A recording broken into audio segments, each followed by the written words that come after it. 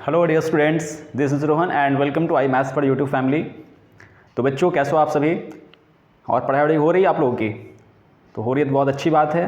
तो आइए, आज के इस सेशन में हम बात करने वाले हैं क्लास 9th का देखने वाले हैं। ठीक है, 5 इसमें 4 हमारे अंतिम प्रश्न रह गए थे हीरोन्स फार्मूला के। एक्सरसाइज 12.2 आप लोग देख सकते हो। आइए इनका सॉल्यूशन करते हैं और इस चारों सॉल्यूशंस के साथ आपका क्लास 9th का हीरोन्स फार्मूला का A to Z यानी कि एक्सरसाइज 1, 2 विथ कंसेप्ट, यानी कंसेप्ट का भी आप देख सकते हो, सेशंस अपलोडेड हैं और उसका प्लेलिस्ट बना हुआ है। ठीक, यदि आप चैनल पहली बार आए हो, नए हो, चैनल सब्सक्राइब कर लीजिएगा और वीडियो में अंत तक बने रहिए, बेल आइकन जरूर क्लिक कर लेंगे और अपने फ्रेंड्स और फैमिली के साथ, ठीक अपने फ्रेंड्स और फैमिली के साथ निश्चित रूप से शेयर करिए इस फ्री एंड क्वालिटी एजुकेशन के बारे में, इस चैनल के बारे में। आइए शुरू करते हैं हम लोग। तो आप लोग देखोगे इस चैनल पर और भी अन्य क्लासेस के प्लेलिस्ट बने हैं। यदि आपके छोटे बड़े भाई हों, बहन हों, ठीक है, आप उन्हें भी बताओ और जिससे उन्हें उनके पढ़ाई में मदद मिल सके। ठीक है, तो आइए क्वेश्चन 6 की हम बात करते हैं। इस सेशन की शुरुआत करते हैं। इसमें कहा क्या जा रहा है कि एक अम्ब्रेला है, जैसा आप फिगर भी देख सकते हो, हमने यहाँ पे बनाया है फिगर। कमेंट में बताना फिगर कैसा बना हुआ है। ठीक है, तो इसमें एक अम्ब्रेला बना हुआ है जो ब्लैक एंड वाइट है ना, अम्ब्रेला है। ठीक, तो इसमें आप देख रहे हो कि आगे का हमें 5 हिस्सा दिख रहा है, ट्रायंगुलर हिस्सा, मतलब इसके उधर भी है। ठीक है, तो वो हम बनाते यदि 3D फिगर तो आपको पूरा होल पार्ट दिखता, जो कि पॉसिबल नहीं है एक 2D प्लेन में बन पाना। ठीक है ना, तो आपको मानकर चलना होगा कि इसके पिछले हिस्से में भी इसी तरह का 5 है, जो कि शेप है ट्रायंगुलर, जो कि एक अम्ब्रेला के फिगर को पूरी तरीके से कंप्लीट करता है।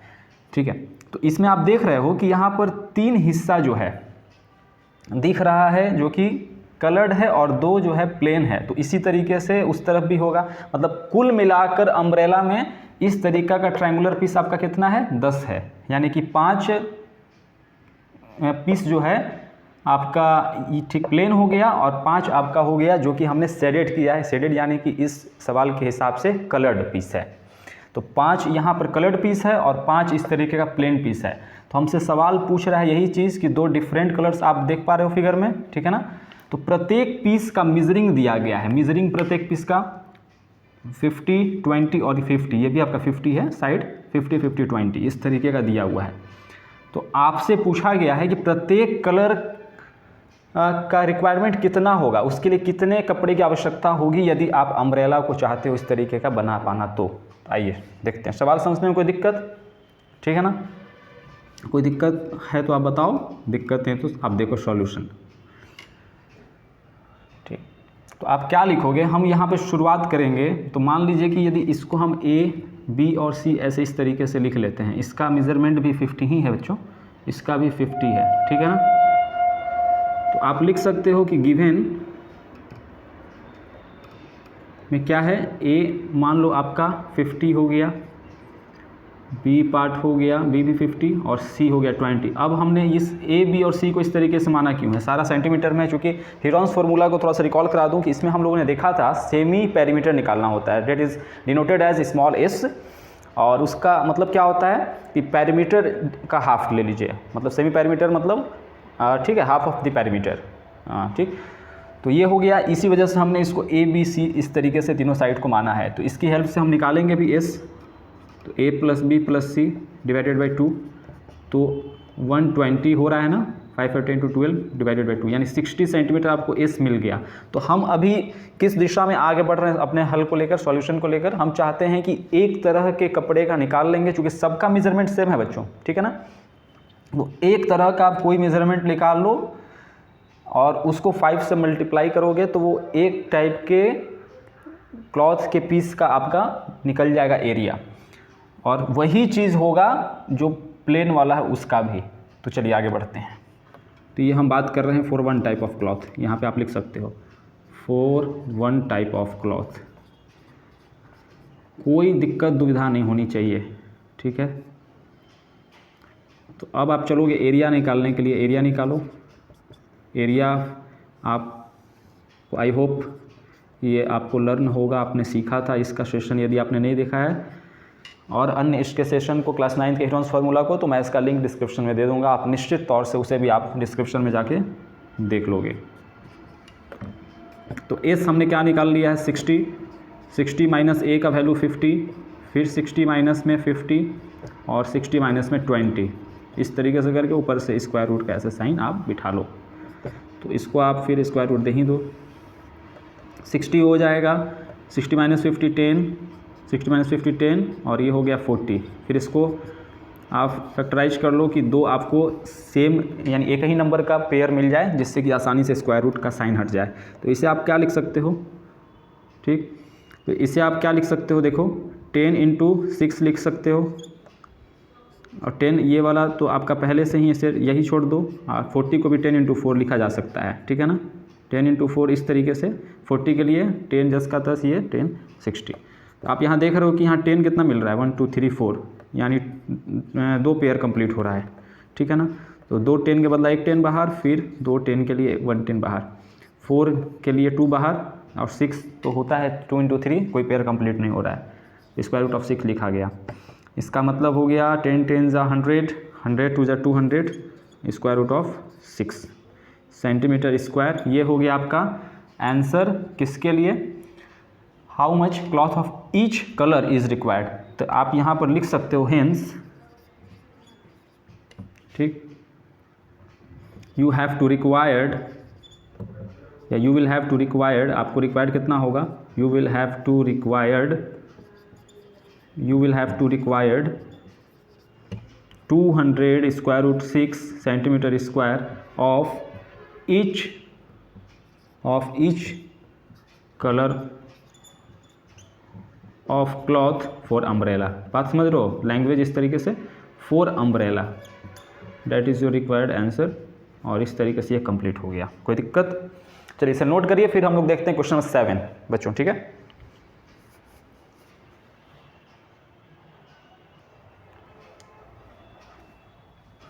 तो बच्चों देखिए, अब नेक्स्ट पे बढ़ते हैं हम लोग, क्वेश्चन 7 पे। काइट बेस्ड क्वेश्चन है, काइट पर आधारित है ना। ये बहुत अच्छा प्रश्न है, ये आप लोग देख सकते हो, क्वेश्चन लिखा हुआ है, नोटेड है, फिगर भी बना दिया हमने। देखिए कहा जा रहा है कि काइट है जो स्क्वायर के शेप में है, या काइट किस शेप में है, ये स्क्वायर के शेप में है, जिसका 32 सेंटीमीटर दिया गया है, क्या, डायगोनल, ठीक है, यानी कि इस साइड से इस साइड वाले मिलाने वाले लाइन को हम लोग कहते हैं डायगोनल। तो एक स्क्वायर में आपको पता हो, बता दूं स्क्वायर का कुछ प्रॉपर्टीज़, कि एक स्क्वायर में डायगोनल्स इक्वल होते हैं और एक दूसरे को बाइसेक्ट करते हैं, यानी इस पॉइंट पर जहां मिलेंगे, इस पॉइंट को मान लीजिए आप O, और इस फिगर को भी आप नाम कुछ इस तरीके से आपको दे दो कि सवाल सॉल्व करने में भी आपको आसानी हो। ABC हो गया, ये D, और इसको E और F कह लो, इस तरीके से, ठीक है। तो यह जो हो गया, एक स्क्वायर में डायगोनल्स इक्वल होते हैं आपस में और एक दूसरे को बाइसेक्ट करते हैं, यानी दो इक्वल पार्ट में डिवाइड करते हैं। तो इसकी चर्चा आगे हम करेंगे, अभी सवाल पढ़ लेते हैं। और एक देखिए, ये तो हो गया स्क्वायर हो गया, एक जो है काइट स्क्वायर के शेप का है, और आइसोसेलस ट्रायंगल बना हुआ इस बेस में, जो कि 8 सेंटीमीटर इसका बेस है, और साइड 6 है, ये वाला 6 है दोनों तरफ, ठीक है ना। और प्रत्येक बना हुआ है, ये जो काइट है 3 प्रकार के शेड का बना हुआ है, यानी कि इसमें पेपर यूज़ किया गया है अलग अलग शेड का, इस तरीके से। तो आपको क्या करना है, हम लोगों को क्या करना है इस सवाल में, कि कितने पेपर प्रत्येक शेड में यूज़ हुए हमें बताने हैं। जैसे यह पार्ट 1 आप देख सकते हो, यह पार्ट 2, ये पार्ट आपका 3rd है, ये वाला पार्ट कौन सा है, ये पार्ट आपका 3rd वाला है, जो कि नीचे आप आइसोसेलस देख रहे हो। तो यह आपका क्वेश्चन कुल मिलाकर है। अब आइए, अब इसको हम लोग सॉल्व करते हैं, बहुत आसान तरीके से देखेंगे। ऐसे प्रश्न स्टूडेंट को थोड़ा सा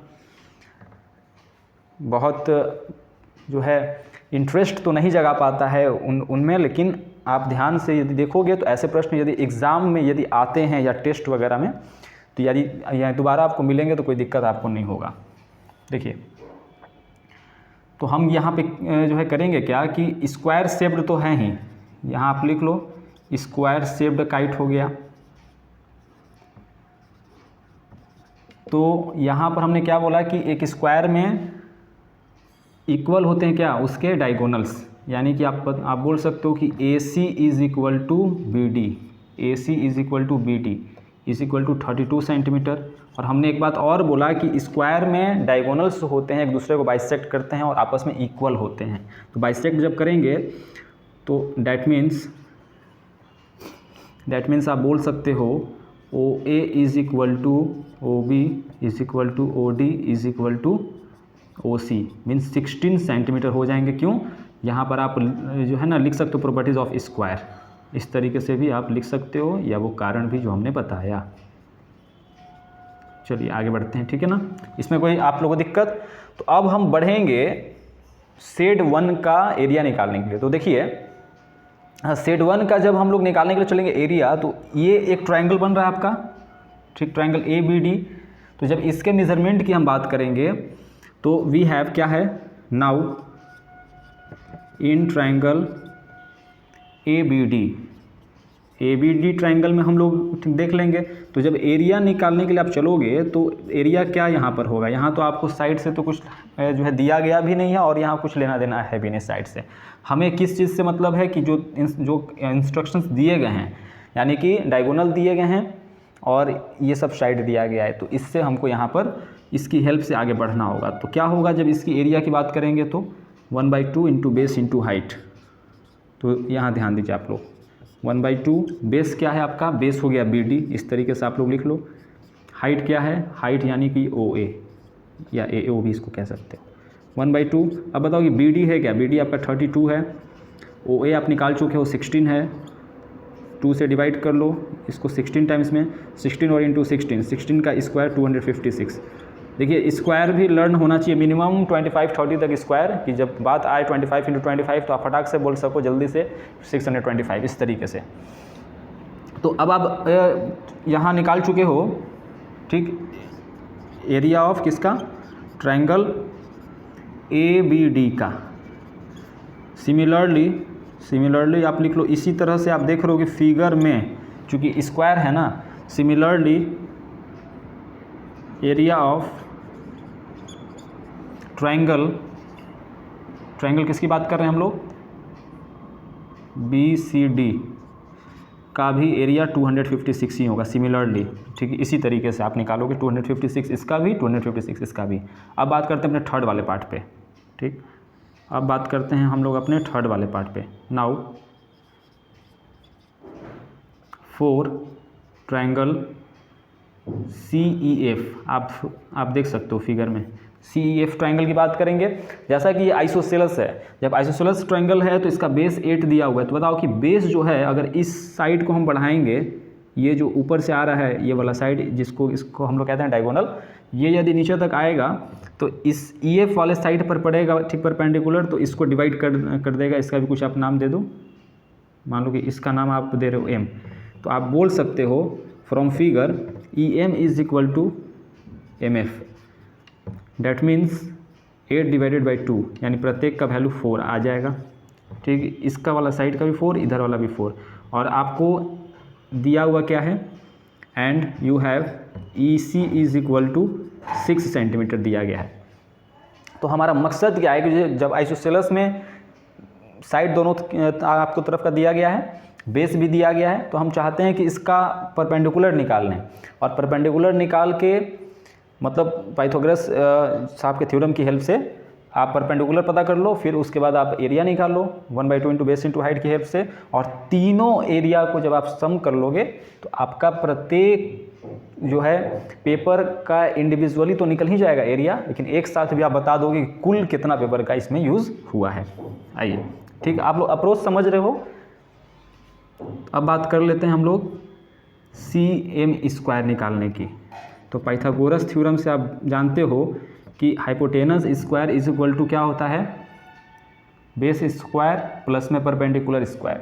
तो आप चले हो परपेंडिकुलर स्क्वायर निकालने, तो आप कह सकते हो कि हाइपोटेनस स्क्वायर माइनस में बेस स्क्वायर। ये बात समझ पा रहे हो आप लोग, इसको आगे बढ़ाइए। तो EC स्क्वायर यानी कि 36, 6 6 36, 4 4 16, तो इसीलिए आपको CM यानी परपेंडिकुलर इसका मिल जाएगा स्क्वायर रूट के अंदर में 20, डैट मीन्स 4 5 20 होता है। तो 4 5 20 यानी 2 स्क्वायर रूट ऑफ 5 सेंटीमीटर, ये आपको मिल गया इस छोटे वाले ट्रायंगल की, पार्ट थर्ड की मैं बात कर रहा हूँ अभी। इसका मिल गया आपको परपेंडिकुलर। तो आप चलिएगा आप निकालने के लिए नाउ या then area of triangle CEF is equal to, इधर निकाल दूँ, इधर में 1/2 इंटू बेस इंटू हाइट। तो बेस क्या आपका है 4 मीन्स EM देख लो, और हाइट अभी निकाले हो आप 2 स्क्वायर रूट ऑफ 5, 2 से 2 टाइम्स में आपका डिवाइड हो गया, that means 4 square root of 5 centimetre मिल गया, सेंटीमीटर स्क्वायर इसका। ठीक है, एरिया आपको सब कुछ ठीक हो रहा है। 1/2 बेस इंटू हाइट। अच्छा बेस तो यहाँ पर बच्चों 8 ना होगा, बेस तो यहाँ पर होगा 8 ना, क्योंकि इस ट्रायंगल का बेस तो ये तो पूरा है ना, वो बेस मैं उस परपेंडिकुलर वाले मतलब राइट एंगल ट्रायंगल की बात अभी बोल दिया था गलती से। ठीक है, तो आपका बेस हो गया 8 और इंटू ये, तो 2 से 4 टाइम्स में डिवाइड, यानी 4 2 जा 8। ठीक है, 8 स्क्वायर रूट ऑफ 5। कोई दिक्कत समझने में? देखिए अब बढ़ते हैं आगे। तो आप देख रहे हो यहाँ पर इन चीज़ों को हाईलाइट करो कि आपका कौन कौन सा हो गया आंसर। एक तो आ गया ये आपका थर्ड वाले का, मतलब ये वाला थर्ड वाले का पेपर वाला की बात कर रहे हैं हमने, ये आ गया आंसर। ये हो गया फर्स्ट वाले का एरिया, और ये हो गया सेकंड वाले का एरिया। ठीक है, इसको हाईलाइट कर लो इस तरीके से। अब आइए, यदि टोटल पूछा जाए, टोटल, तो टोटल आपसे पूछा जाए यूज्ड पेपर इस काइट में, तो आप क्या करोगे 1 प्लस सेकंड प्लस थर्ड करके बता दोगे।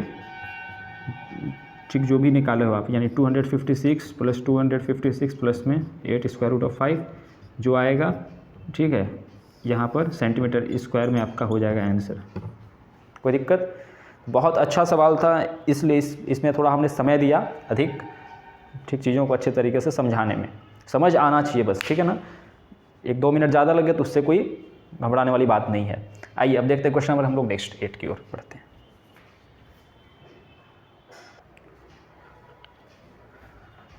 देखिए बच्चों, अब क्वेश्चन नंबर 8 की ओर हम लोग बढ़ते हैं। क्वेश्चन नंबर 8 पर ध्यान देते हैं। इसमें क्या कहा गया है कि एक फ्लोरल डिज़ाइन की बात किया गया। फ्लोरल यानी कि फूल से रिलेटेड है। ये एक डिज़ाइन है एक फ्लोर पर, ठीक है, बना हुआ है, जो कि बना हुआ है मतलब यह डिज़ाइन बना हुआ है 16 टाइल्स की मदद से। आप देख सकते हो रेड और इस तरीके से हमने डिनोट किया है, यानी 16 हो रहे हैं कुल मिलाकर ये फ्लोरल डिज़ाइन। तो इसमें 16 टाइल्स की हेल्प से यह बनाया गया है, जो कि ट्रायंगुलर शेप का प्रत्येक साइज टाइल्स आपका है, ट्रायंगुलर शेप का है प्रत्येक टाइल्स।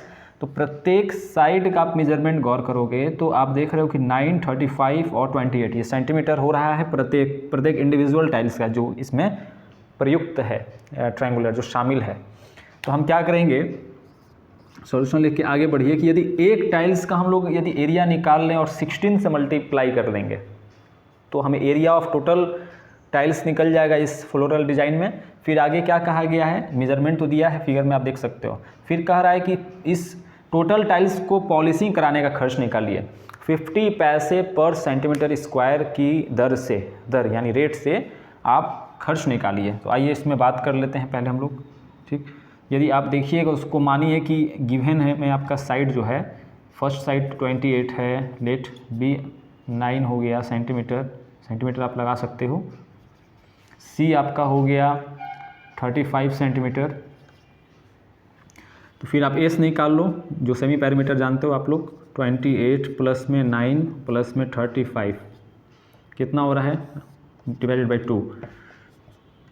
तो यहाँ पे आप देख लो, यहाँ 2 हो जाएगा। 9 8 17 और 5 22 की 2 कैरी 2, 3 और 2 5 और 2 7, ठीक। 72 डिवाइडेड बाई 2 यानी 36 सेंटीमीटर आपका आ गया एस। तो अब आप एरिया निकालने के लिए चले हो, ठीक है। तो एरिया ऑफ वन टाइल या एरिया ऑफ वन टाइल ही लिख लो। तो आप जानते हो एरिया क्या होता है, एस स्क्वायर रूट के अंदर, अच्छा स्क्वायर रूट के अंदर पूरा होता है बच्चों, स्क्वायर रूट के अंदर S into S minus A into S minus B into S minus C, इस तरीके से होता है। डैट मीन्स देखिए, तो इसको आप बढ़ा सकते हो। एस आपका क्या आ चुका है 36, फिर 36 माइनस में 28 कर लो, 36 माइनस में बी का वैल्यू 9 और 36 माइनस में 35। यहाँ तक कोई दिक्कत दिक्कत हो तो आप कमेंट सेक्शन में बेझिझक पूछो, दिक्कत नहीं है तो आप सेशन में बने रहो कंटिन्यू और चीज़ों को समझो। तो 36 को लिख सकते हो 6 × 6, और इसमें क्या आ रहा है, इसमें आ रहा है आपका 8 लिख लो। इसमें क्या आ रहा है आपका 27 और यहाँ फिर 1, इस तरीके से। फिर यहाँ पे आप इसको क्या लिख सकते हो, अगर और इसको एक्सपेंड किया जाए तो 2 6 के बदला एक 6 बाहर आपका चला आएगा, और 4 2 जा होता है 8, तो एक 4 के लिए एक 2 आ गया बाहर। लेकिन इसमें आपका अभी तक स्क्वायर रूट में क्या क्या है उसको लिख लो। स्क्वायर रूट में आपका बच गया 2, और यहाँ पर देख लो कि 27 को आप लिख सकते हो 9 × 3, 9 के लिए एक 3 बाहर और एक 3 जस का 10, इस तरीके से। दैट मीन्स 6 2 जा 12, 12 3 जा 36, स्क्वायर रूट ऑफ 6। ठीक, स्क्वायर रूट ऑफ 6 का वैल्यू क्या होगा, स्क्वायर रूट ऑफ 6 का वैल्यू करीब करीब 2.45, इस तरीके से आप, ठीक है, होता है। अगर यहाँ पर आप बिठाओगे और करके 36 मल्टीप्लाइड बाई 2.45, तो आपको करीब इसका 82 पॉइंट समथिंग मिलेगा, 82 पॉइंट समथिंग आपको मिलना चाहिए। आप इसको देख लोगे तो ये आपका एक टाइल का पता चला। इसी तरीके से आपको 16 टाइल का, अकॉर्डिंग टू क्वेश्चन क्या बात करना है हमको, area of 16 tile, area of 16 tile निकाल लो टाइल्स। तो ये जितना आपको यहाँ पर एरिया मिला है, मतलब इसको आपको मल्टीप्लाई करना है 36 मल्टीप्लाइड बाई 2.45 को मल्टीप्लाई आप निश्चित तौर पर अपने रफ कॉपी पर आप कर लोगे। जो आएगा उसमें आपको 16 से मल्टीप्लाई करना है। फिर आपसे कॉस्टिंग पूछा है, कॉस्ट ऑफ पॉलिशिंग जो पूछेगा, कॉस्ट ऑफ पॉलिशिंग, इसको ध्यान दे लो कैसे करोगे कंप्लीट। तो इसके बाद जो मल्टीप्लाई करने के बाद जो वैल्यू आएगा, ये वैल्यू मल्टीप्लाई बाई 50 से आप कर लोगे तो आपका जो यहाँ पर वैल्यू आएगा that is your required answer.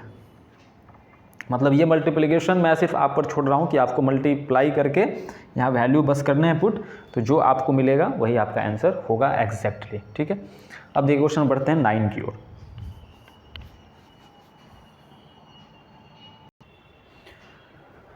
तो आइए बच्चों बढ़ते हैं अपने अंतिम प्रश्न की ओर, और देखिए क्वेश्चन नंबर 9 में ट्रेपीजियम का जिक्र किया है। ठीक है, तो ट्रेपीजियम का जिक्र किया और मैंने यहाँ पर फिगर बना भी लिया है बोर्ड पर, आप देख सकते हो। इसे मैं अभी समझा रहा हूँ, आप लोग ध्यान दोगे। कहा जाता है कि एक फील्ड है जो ट्रेपीजियम के शेप का है, ठीक, जिसका पैरेलल साइड्स दिया गया है 25, यानी कि ये 25 हो गया ये वाला साइड आपका, और ऊपर वाला 10 मीटर हो गया।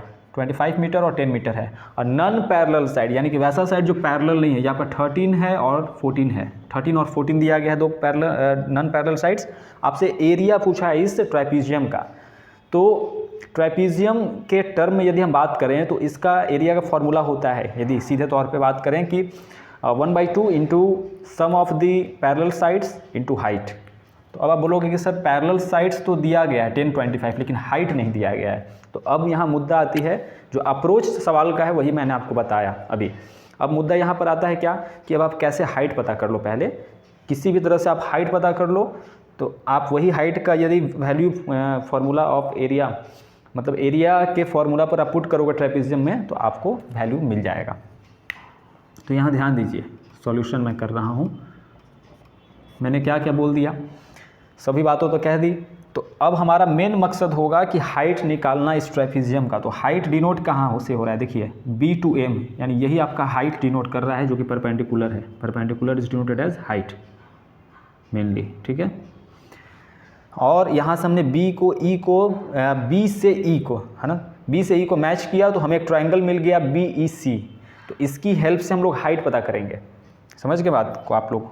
तो आइए, तो BEC में आप देख रहे हो सबका मेजरमेंट दिया है। यहाँ पे आप लिखो, आपको स्टार्टिंग में थोड़ा सा जो भी गिवन टर्म ठीक लिखना होगा आप लोग लिख लोगे कि given in the trapezium given that the parallel sides are 10 and 25 metre and non parallel sides are 13 and 14 metre. इस तरीके से आप लोग लिख लोगे। मैं बढ़ रहा हूँ यहाँ पर सीधे तौर पे इन ट्राइंगल BEC में। तो BEC में आप देख रहे हो कि मान लो कि A आपका 13 है, A आपका 13, यहाँ पर सेंटीमीटर नहीं है मीटर है, मीटर, बी आपका हो गया 15 हमने निकाला है, चूँकि टोटल है 25 और ये जो पैरेलल साइड्स है इसके जस्ट ये अलोंग है 10, ठीक पैरेलल, तो ये आपका हो गया सिस 25 - 10 15 और सी पार्ट आपका 14, सी पार्ट आपका 14 हो गया। तो आप एस निकालिए। हमारा मेन मकसद है कि हम चाहते हैं BEC ट्रायंगल का एरिया निकाले हीरोन्स फार्मूला से, और एरिया निकालने के बाद एक ट्रायंगल के एरिया वाले formula 1/2 into base into height की हेल्प से इसका हाइट पता कर लें। फिर उसी हाइट को आप यहाँ पर पुट कर लोगे, ट्राइपीजियम के एरिया वाले फार्मूला में आपका वैल्यू जो पूछा गया वो आ जाएगा। बात समझ गए? तो S is equal to A plus B plus C upon में 2, डैट मीन्स 13 प्लस 14 प्लस 15 को आप ऐड करो, कितना आ रहा है 42 डिवाइडेड बाई 2, यानी 21 आपको मीटर आ गया इसका सेमी पेरीमीटर। तो नाउ निकालो आप क्या, फ्रॉम हीरोन्स फार्मूला, ऐसे लिख भी सकते हो, from Heron's formula area of triangle, area of triangle BEC निकालने के लिए हम लोग चले हैं।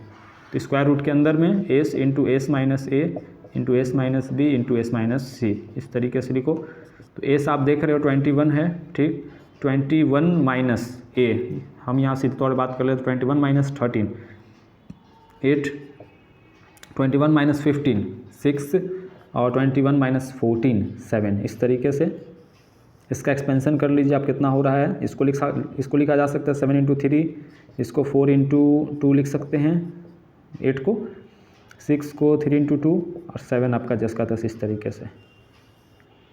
तो आप देख रहे हो क्या कि एक 7 और यहाँ एक और 7, एक 7 बाहर, यहाँ पर 3 भी 2 है, एक 3 बाहर, 4 के लिए एक 2 बाहर और 2 तो हैं ही 2 बाहर, यानी कि 84 आपका आ गया, 7 3 21 484 मीटर स्क्वायर इसका आ गया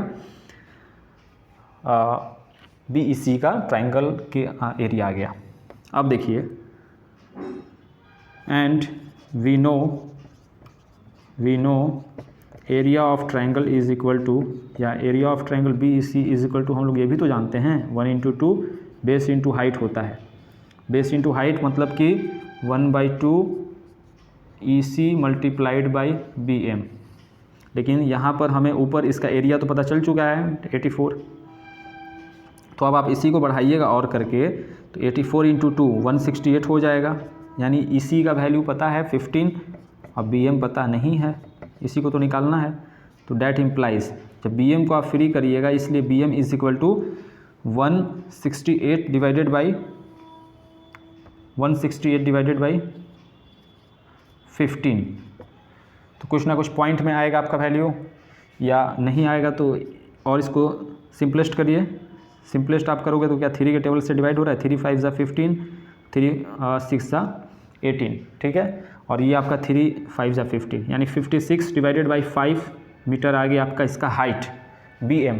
तो अब चलिएगा अकॉर्डिंग टू क्वेश्चन जो आपसे पूछा है, अकॉर्डिंग टू क्वेश्चन जो पूछा है area of trapezium, area of trapezium. अब इसलिए हमने बात करा क्योंकि हमें इसका हाइट भी पता चल गया जिसकी आवश्यकता थी, ठीक है।